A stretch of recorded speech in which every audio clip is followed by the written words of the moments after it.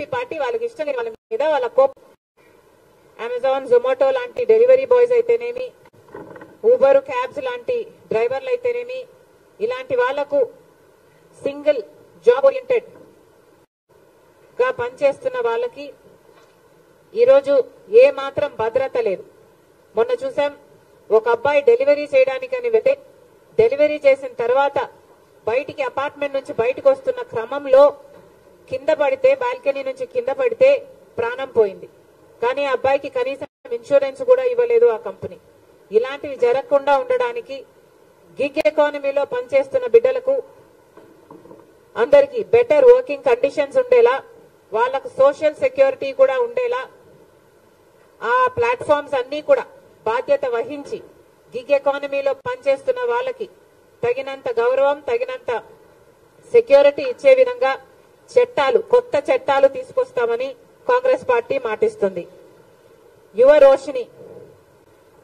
రోషిని ద్వారా 5,000 కోట్లతో ఒక కార్పస్ ఫండ్ ఏర్పాటు చేస్తామని, దీని ద్వారా 40 సంవత్సరాలు కంటే తక్కువ ఉన్న వారికి వారు ఏదైనా ఉద్యోగాలు ఏదైనా చిన్న స్టార్టప్లు చేసుకోవాలంటే వాళ్ళకి ఫండ్ ఇస్తామని కాంగ్రెస్ పార్టీ మాటిస్తుంది.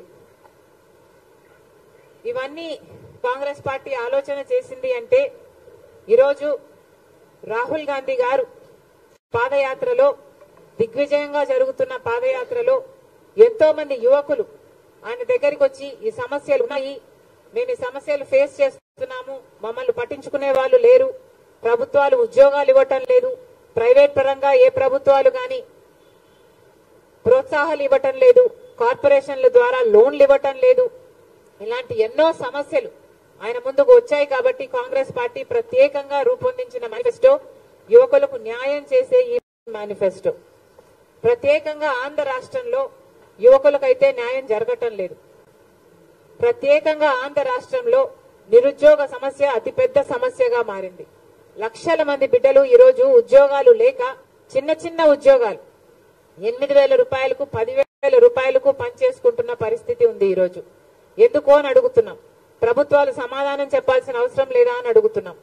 ఈరోజు కాంగ్రెస్ పార్టీ ప్రశ్నిస్తుంది ప్రభుత్వాన్ని, మీరు 2,30,000 ఉద్యోగాలను, ప్రభుత్వ ఉద్యోగాలను భర్తీ చేస్తాము అని మాటిచ్చి మీ ఎన్నికల